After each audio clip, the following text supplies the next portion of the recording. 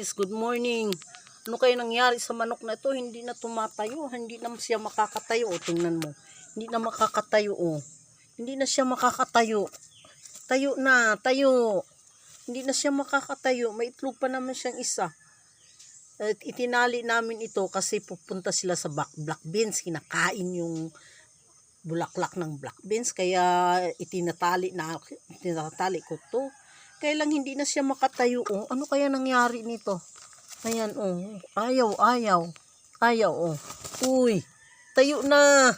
Anong gusto mo mangyari? Sa kawali? O sa kaldero, kaserola? Oh, tayo na, tayo. Tayo na, tayo.